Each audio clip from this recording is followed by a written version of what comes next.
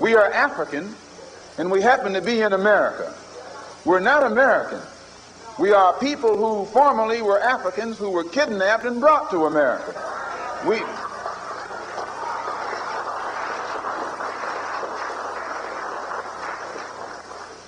Our forefathers weren't the Pilgrims. We didn't land on Plymouth Rock. The rock was landed on us.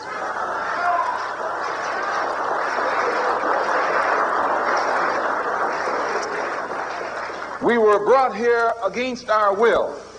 We were not brought here to be made citizens.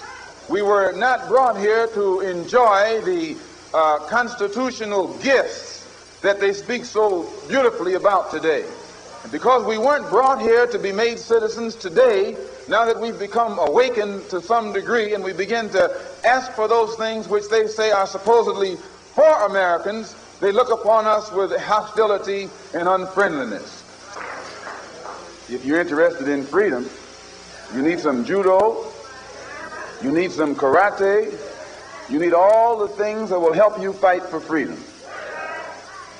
Nationalism is the wave of the present and the future. It is nationalism that's bringing freedom to oppressed people all over the world. It was nationalism that brought freedom to the Algerians.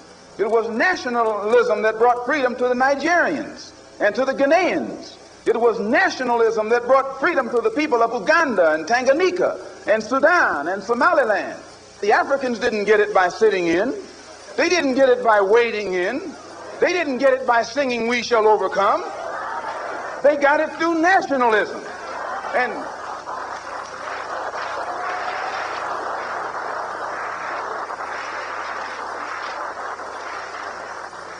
And you and I will get it through nationalism.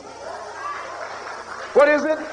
What is it that makes it difficult for the philosophy of nationalism to spread among the so-called Negroes? Number one, they think they have a stake in America. They think they have an investment in this country, which we do. We invested 310 years of slave labor, 310 years, every day of which your and my mother and father worked for nothing. Not 8 hours a day. There was no union in that day. They worked from sun up until sundown, from can't see in the morning until can't see at night. They never had a day off.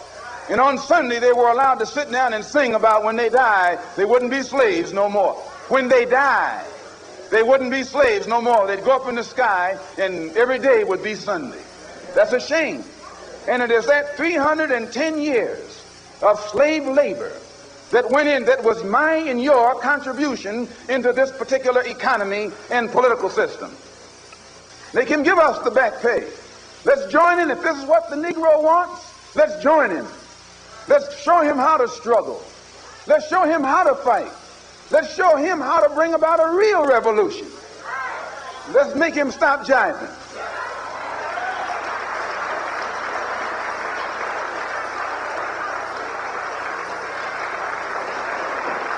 You don't need a debate. You don't need a filibuster. You need some action.